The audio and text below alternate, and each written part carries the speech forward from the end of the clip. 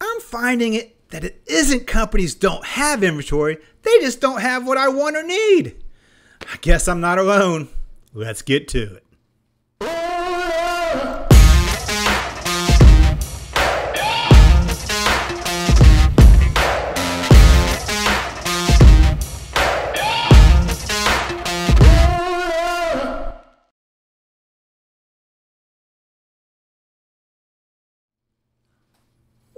Welcome. Another episode of IBF On Demand. I'm your in-stock and maybe just a little excess host, Eric Wilson. You can find me at eric@ibf.org. That's eric@ibf.org. Thanks for the follows and subscribes. Find me on LinkedIn, YouTube, wherever you get your podcast. Thank you, Arkiva. Over a year, 2 years now. Arkiva's still going strong. Great company. They got a new product out. Check that out as well. They're driving business transformation by solving what others cannot. For whatever size organization you have, they have a platform for you. I'm going to start off with a Jeff Bezos quote, because I've heard these people start off with quotes before. I'm going to start with a Jeff Bezos quote. His quote was, "Determine what the customer needs and then work backwards." Well, I guess that makes sense, and it's partially correct. What the problem is, though, Amazon's inventory last year exploded after it expanded its fulfillment network and stocked up its warehouses full of KitchenAid mixers, iPads, trinkets that people were not buying at the same level as they did before. So that advice didn't exactly work out too well. I'm not going to say I told you so. Lean kind of happening in silos, and when you have these shock events of the black swans, really it's disruptive, especially when you don't have a resilient and a lot of things in your pipeline to be able to react to it. My concern now is overreaction. I'm seeing companies, 2022, is it going to be the year of anti-lean and inventory? Is that what we're going to see? I can already predict for you that we've had some companies that have exacerbated what you will see in a bullwhip effect, where they have actually bet on the come, old school kind of thinking. We don't want to overbuild our inventory. You're talking about looking at things more frequently than is what you're looking at doing. Is there a chance that you get caught up in that uncertainty and the emotion of because supply chain is very emotional, I guess, but caught up in the emotion of what's going on today, that you tend to overreact on something? And how do you counteract that? Yeah, we're in overdrive on overreaction right now. And okay. I am going to tell you, told you so. I've been saying this since last October, and I'm not alone. There's other people saying this as well. I mean, and right now, the top things we're hearing about is inventory. Comments coming in, do something about inventory. Emails I'm getting in, talking about inventory. The apparel business, especially shoe companies, they're struggling with this right now. We're seeing excess inventory in a lot of the apparel business because of extended lead times they overreacted to, because of consumer demand they overreacted to as well. We just went from an era before that was JIT, just in time, that turned into just in the matter of months because of COVID and overreactions to JIC, just in case inventory. Now a lot of companies are looking at WTF. Inventory is a problem once again, and we're once again talking about it. So the question becomes over and over again is, how much is too much? How much is not enough? How do you balance those two things? And that's what we're talking about today. There's a lot of good reasons we're going to carry inventory. So inventory is not the bad guy. There's a lot of good reasons why you should carry inventory. The most basic one is if it costs less to carry it than to not carry it. That's a basic arithmetic at that point. If it costs you less to have the inventory than what you're going to miss out by not having it, by all means, put it into stock. So that's really what you need to figure out is, does it cost less to carry it than to not carry it? There's a lot of benefits that you saw on the cost less to carry it than not to aspect. Inventory allows you and allows companies to operate with different production rates. It allows you to operate different batch sizes. It allows you to, distribution system. You can optimize your distribution system differently to reduce costs and things of that sort. So there's a lot of good advantages. And not to mention, the customer has product when they want it and where they want it and when they want it. One of the major reasons why you're going to see any type of inventory in any place in a supply chain or any part is because you're decoupling one process simply from another. That's majority of when you're going to end up with inventory. I mean, example, we have the decoupling from the push versus the pull. We have a lead time on our supply that extends beyond what the lead time is on demand. So we need to decouple these two. So we have inventory in place to decouple what we have coming in to when and what we're going to ship out from the demand and supply. We can also look at decoupling what the finished good is to the component availability. The difference between the raw material, the components, the WIP, the difference between that and the finished good, a lot of times is going to be inventory as well. The output from one operation to another or preceding operation, whichever way, that is going to be inventory. That's a lot of times going to be WIP inventory.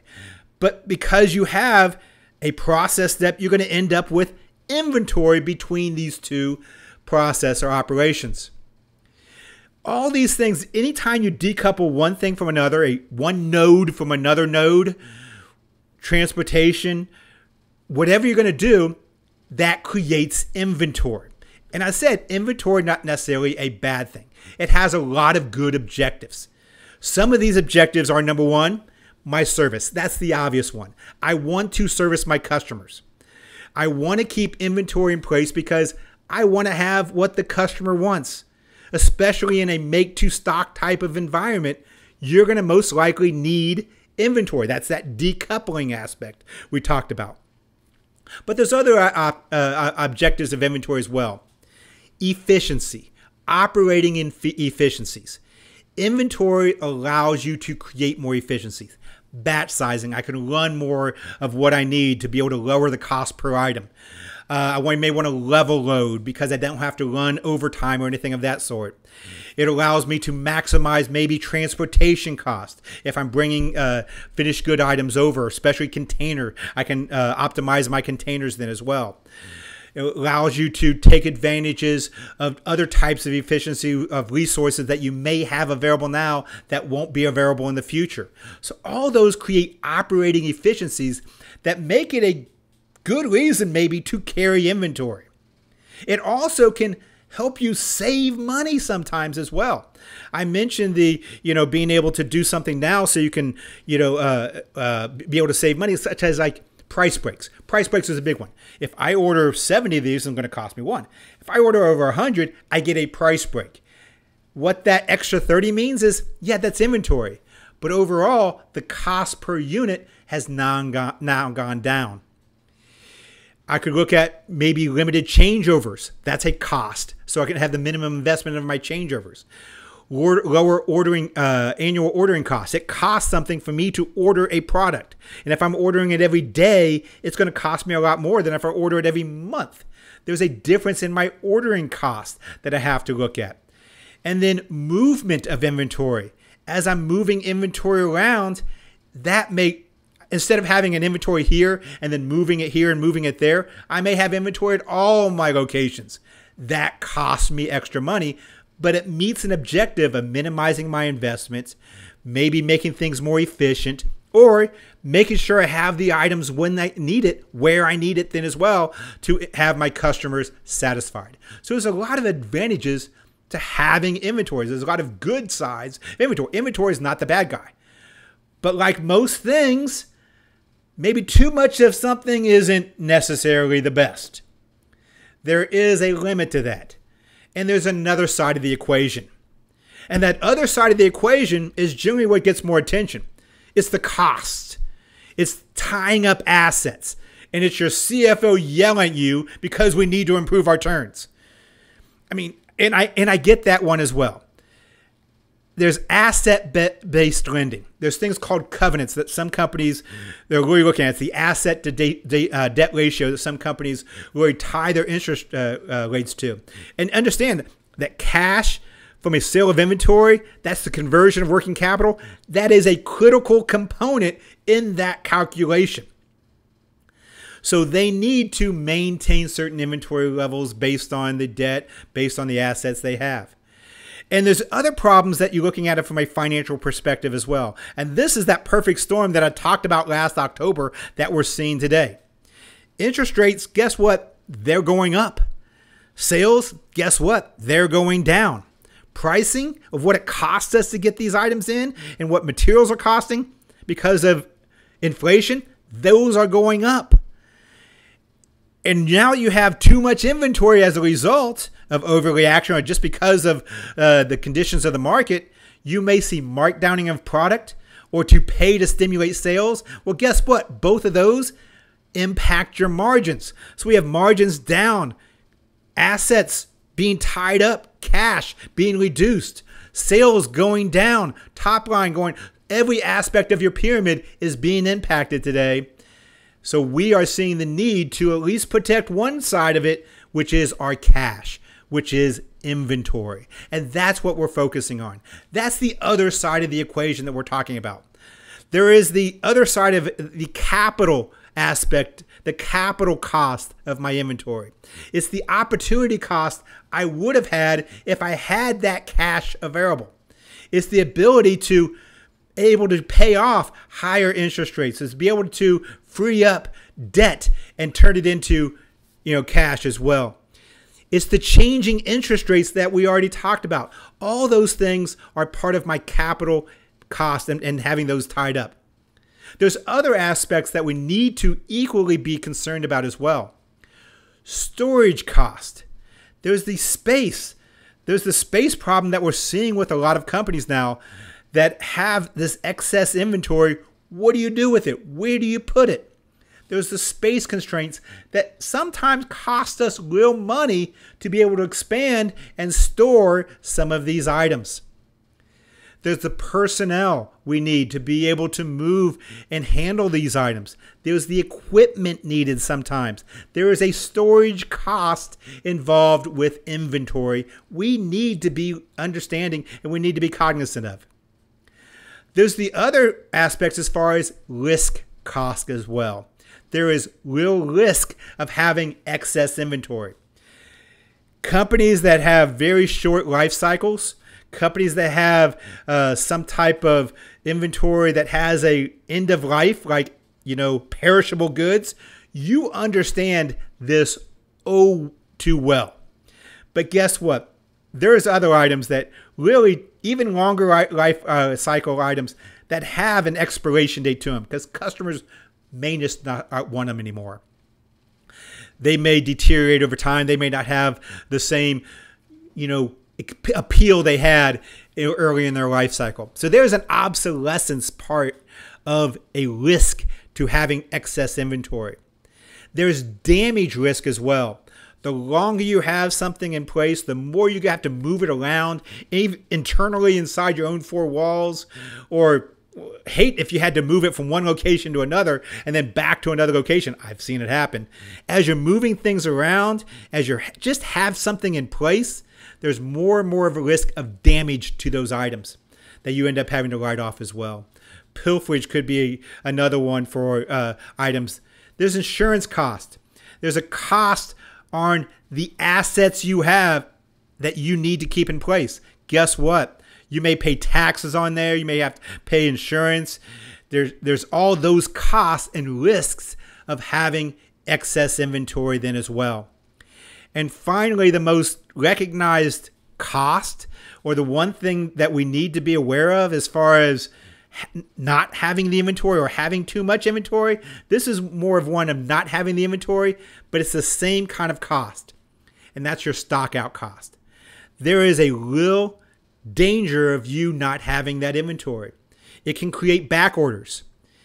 It can create a lost sale. It could create a lost customer. Goodwill that you may have built up over years could be lost in a matter of weeks by not having something important in stock for your customer. It could be fines and penalties that you have to pay. That is becoming more and more prevalent today, and being able to service at a certain service level where you have to pay fines. Those costs as well. There's expediting costs. Because you want to make sure you meet the needs, you have to jump through all kinds of hoops because you don't have this in stock in place. So you're doing everything you can, including air freight, overtime, whatever it takes. Service the customer at all, whatever it takes, can cost you a lot of money as well. So there's a lot of cost involved with this. I mean, the perfect kind of seeing these things both play out in real time is with Amazon. People who are providing inventory and allowing Amazon as their distributor, they're seeing these things as far as they get penalized if you don't have it. And guess what? You have to pay carrying costs if you have too much. You really get it on both sides there. We're seeing the same thing with Walmart. A lot of these other major as far as online that's doing third-party distributing, we're seeing that play out then as well. And you are playing it out in your own four walls. You just may not realizing it. All these are real costs and things to be aware of if you don't have inventory or if you have too much inventory. These are things you need to do. So really this becomes the amount of safety stock, the amount of inventory you need really becomes that balancing those different aspects of it. What's too much? What's too little? What's that sweet part in the middle to meet your objective? And that really depends on a lot of different inputs that you need to determine this. You need to know the uncertainty or the variability of your demand during your lead time. What is that variability? What is the uncertainty that you need to plan for? We already know forecasts are not going to be 100% correct. I'm not going to say the forecast is always, I hate using that term, but we know the forecast isn't 100% correct. A deterministic number not going to tell us everything we need. We really need to look at ranges or probabilities, a stochastic type forecast, and understand what is that variability? What is that uncertainty of our demand? That is one major component.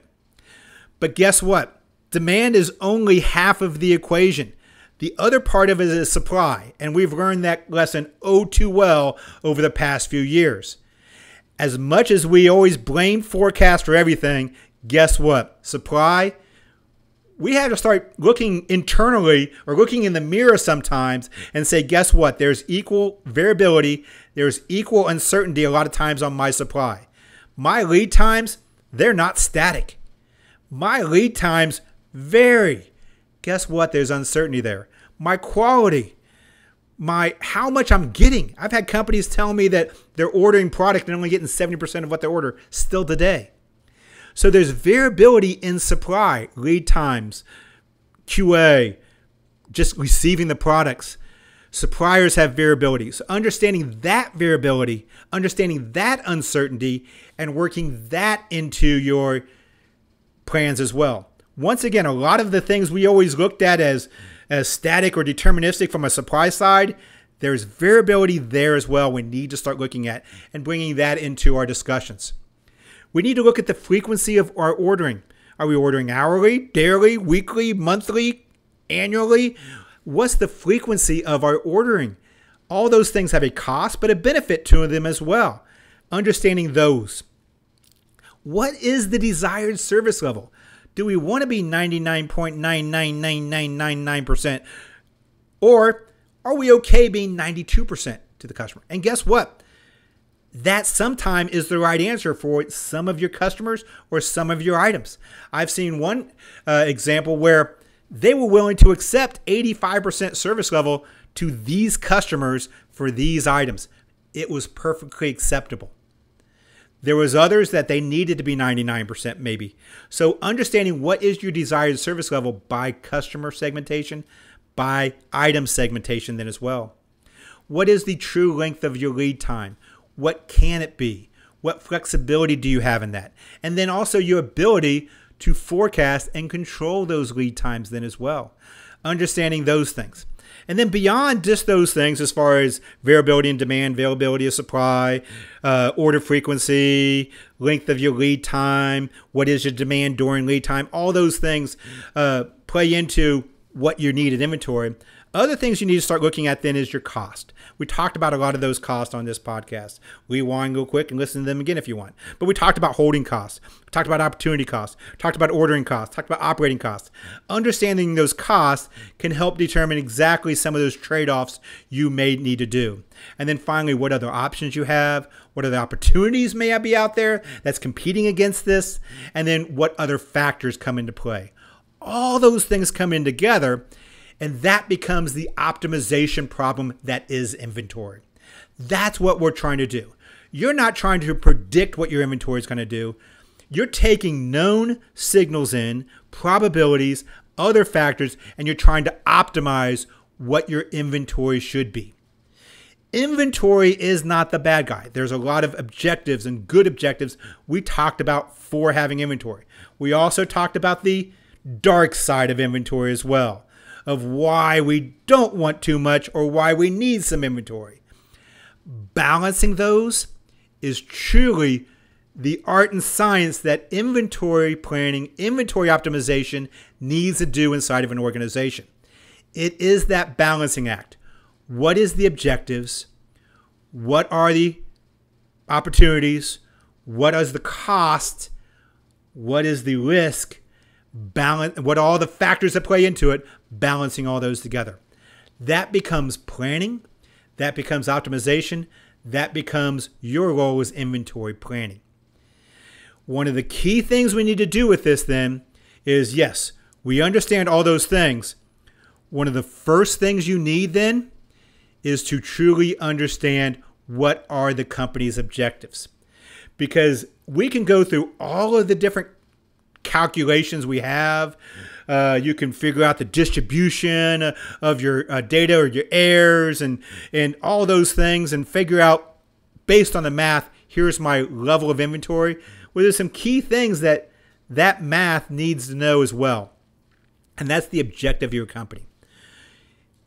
If you're balancing, hey, I want to have this in because I want on time in full to be 99%.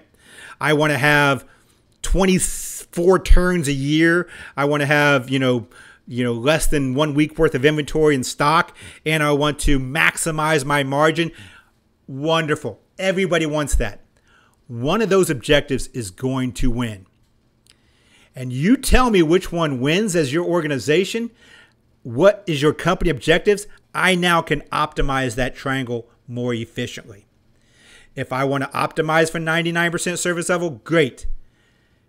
I can do it either by cost, expediting, inefficiency, or I can do it by cash, carry more inventory. Oh, no, wait. Because of covenant, I need to protect my inventory. I need to lower my inventory. I need to free up cash. Wonderful, we'll do that. I can do it one of two ways. I can look at my margin side of the equation. Once again, expediting on things more efficiently, or we may not be able to hit that 99% service level. Guess what?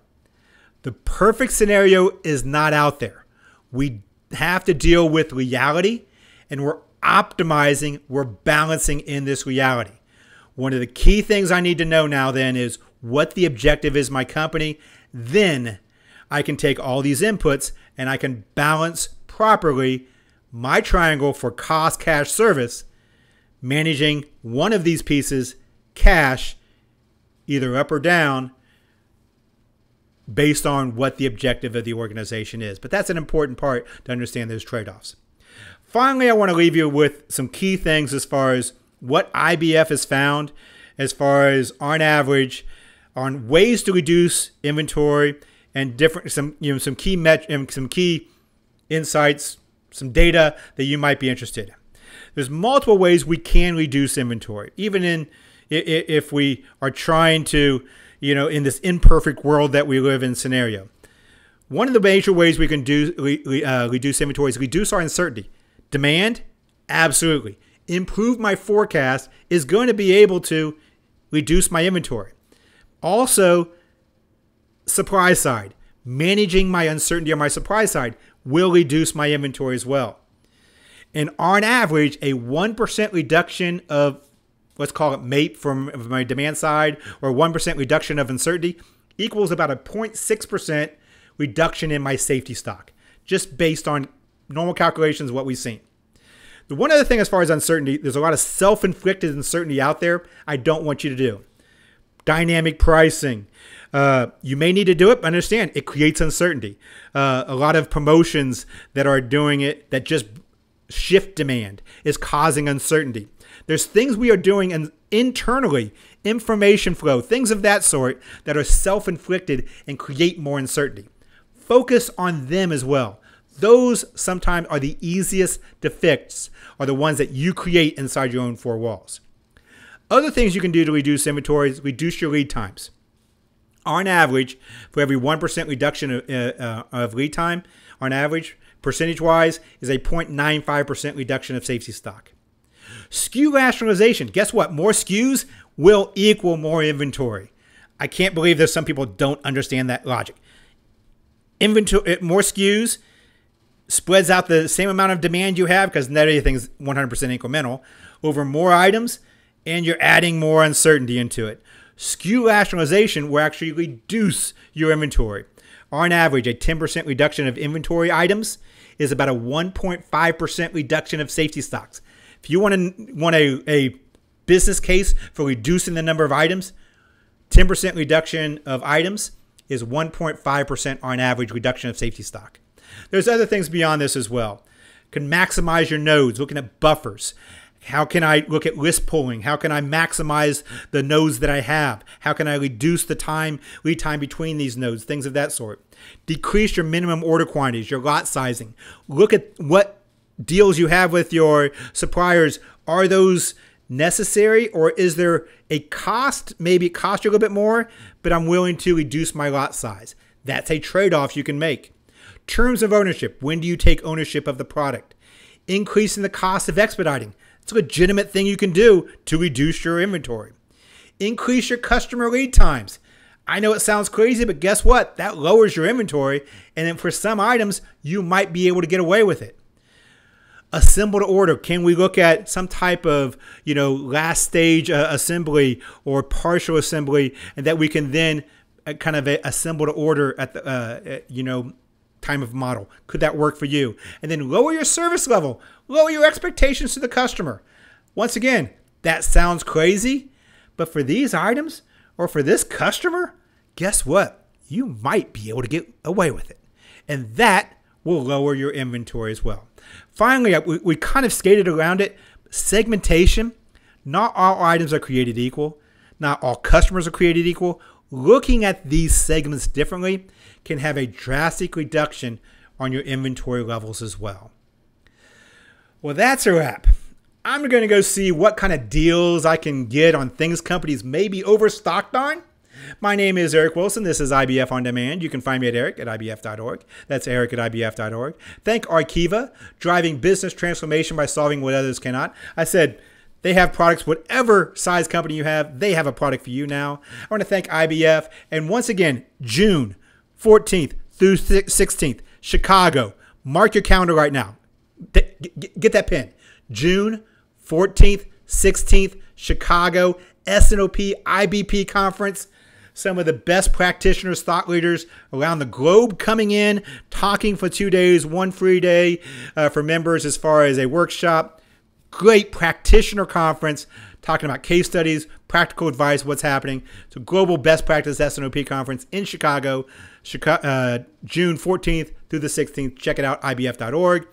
And remember, finally, one thing you can never do too much.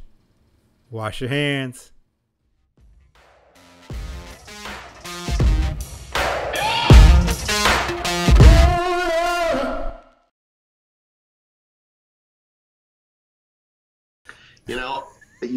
I always love to blame you for a lot of things, but in this case, I can't.